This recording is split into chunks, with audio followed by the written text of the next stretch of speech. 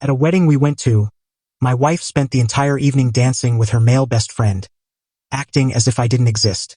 When someone asked if she was married, she laughed and said, "Barely. It doesn't matter when he's dull." The group chuckled. I stood there, watching. The next morning, she woke up alone. My marriage ended last Saturday night. No shouting, no shattered dishes, no grand confrontation. It ended with her laugh. A sharp, cruel sound that echoed in the glitzy hotel ballroom, revealing everything I needed to know. Let's rewind. I'm Jack. My wife, ex-wife now, I suppose, is Emma. We were married for 4 years. On the outside, we probably seemed fine.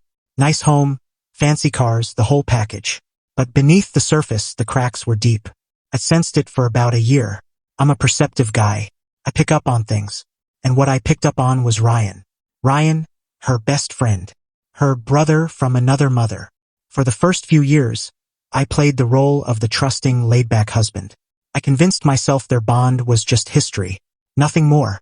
But over the past year, after we tied the knot, something shifted in her. Her sense of entitlement ballooned, while her respect for me dwindled in equal measure.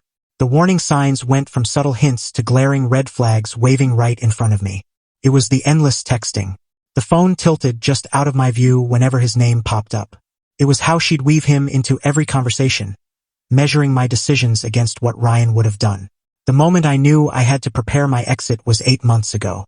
We were planning a trip for our anniversary. I'd spent weeks researching a cozy mountain lodge, the kind of serene retreat we used to enjoy together. When I showed her the photos, she barely reacted. The next day, she came back with a new idea.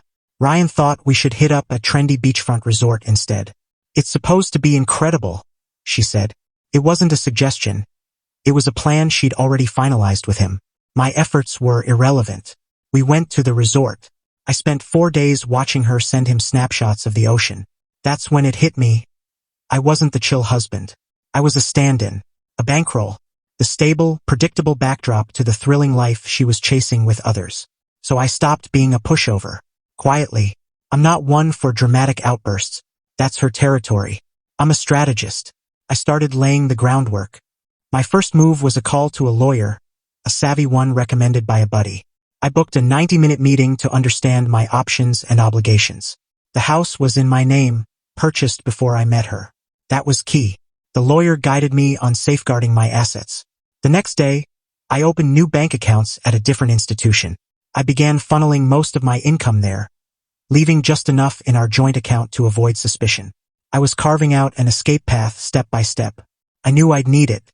I just didn't know when. The wedding last Saturday was the breaking point. It was for her college friend. A lavish, over-the-top affair. Emma was in her element. She thrives in the spotlight. She'd bought a stunning new dress for the occasion. One she casually noted was a bit expensive, and charged to our shared card.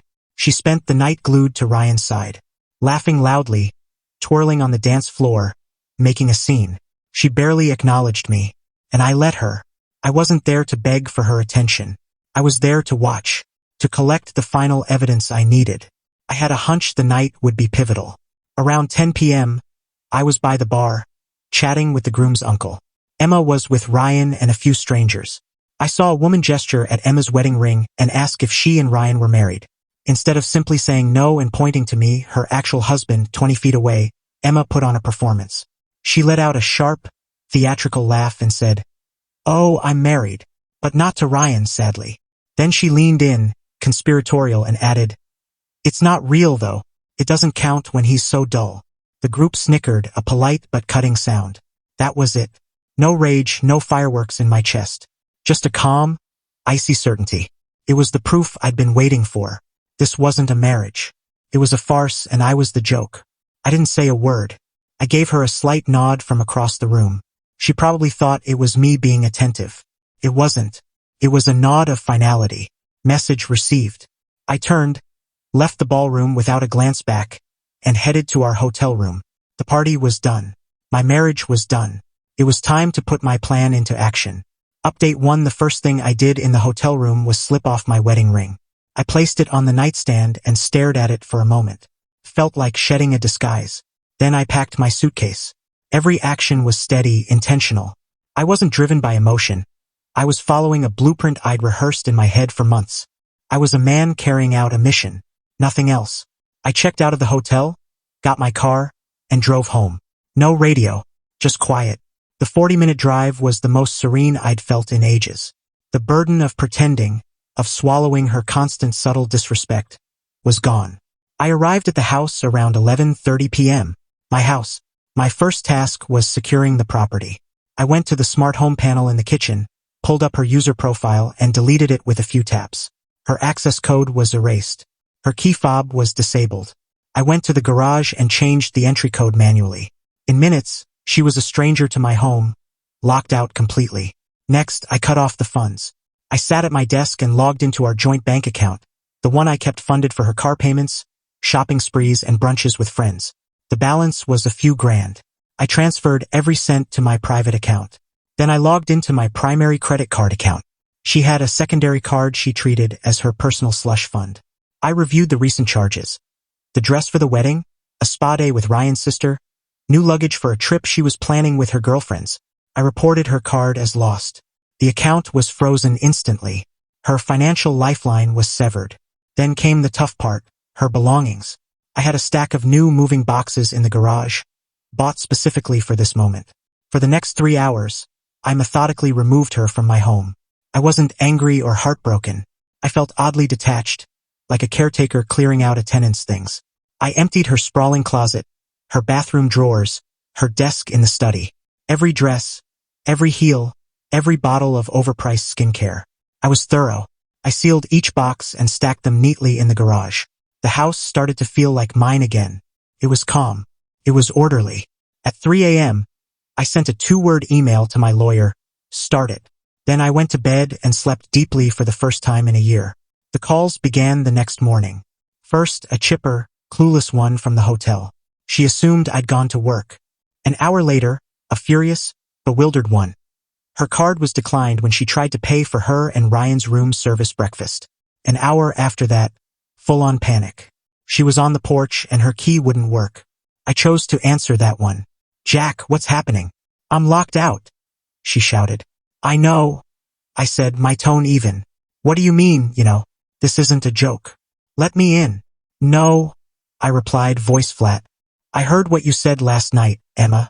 I heard you tell everyone our marriage doesn't count because I'm dull. So here's some excitement for you. You're free now.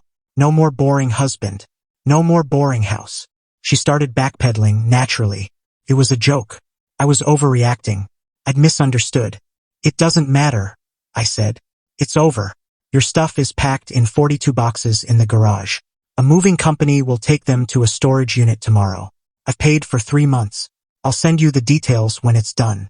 The bank account is empty. The credit card is canceled. Divorce papers will be served Monday. We're done." I heard Ryan in the background, insisting I was bluffing, saying I was just being theatrical. He'd driven her home, her loyal protector. "You can't do this," she cried.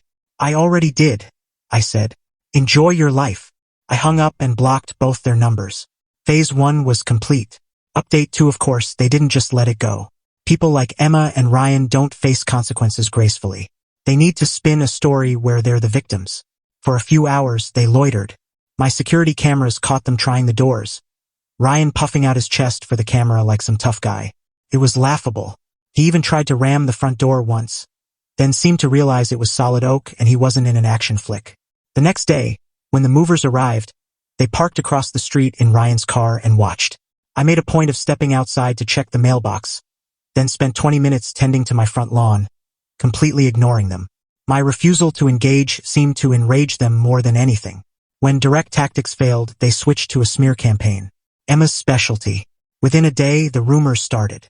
I was the bad guy, a possessive, insecure husband who couldn't handle her having a male friend. Their version was that I'd had a meltdown at the wedding, imagined things, and kicked her out in a jealous rage. It was a clever story, and some people believed it.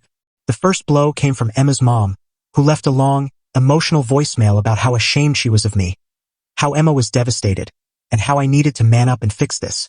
I saved the message but didn't respond. Then came texts from Emma's aunts, full of venom. I was a tyrant. I was cruel. They'd make sure everyone knew the truth. They were trying to corner me. They didn't know I'd already cut them off. I needed evidence. Solid evidence. A wedding is a public event, And in 2025, everything's recorded. I didn't want to deal with the official photographer. I thought about who'd have the most footage. The bride's younger cousin, Lily. She'd been filming everything for her social media. I found her online and sent a polite message, saying I was compiling a memory album for the newlyweds and wanted her clips from the reception. She was eager to help and sent me a folder of her videos. I spent an hour sifting through them and then I found it. A clip of people dancing, but in the background, perfectly captured, was the conversation at the bar. The woman asking about Emma's ring. Emma's sharp, fake laugh. And her voice, clear as day, saying, "It's not real though. It doesn't count when he's so dull." It was my trump card. I trimmed the clip to those 10 seconds. I wasn't gonna blast it online, that wasn't the goal. The goal was precision. I sent a group text to a carefully chosen list. The bride and groom, Emma's parents, her sister, and Ryan's long-term girlfriend, Sarah, whose number I had from a group dinner. The message was brief. "I know you've heard a lot of stories. I just want the truth out there. This is a clip from the wedding. The audio matters. This is why my marriage is over." I attached the clip and hit send. Then I silenced my phone and went for a long walk. Final update: it's been 6 months. The divorce is finalized. My lawyer said it was one of the fastest cases he'd handled. A video of your wife publicly dismissing your marriage tends to strip away her leverage. The video didn't just end my marriage. It unraveled their entire world. The bride and groom were livid with Emma for stirring up drama at their wedding and cut contact completely.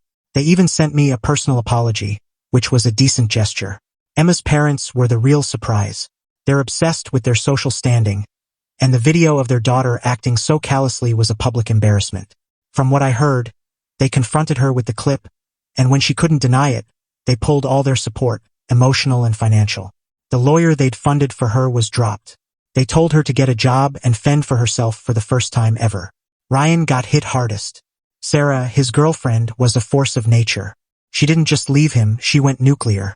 She posted the video clip on her social media, tagging both of them, and wrote a scathing post about years of deceit and disrespect. It blew up in our social circle. Their narrative against me was buried under a wave of public condemnation. I heard Sarah's dad, a well-connected local entrepreneur, made a few calls.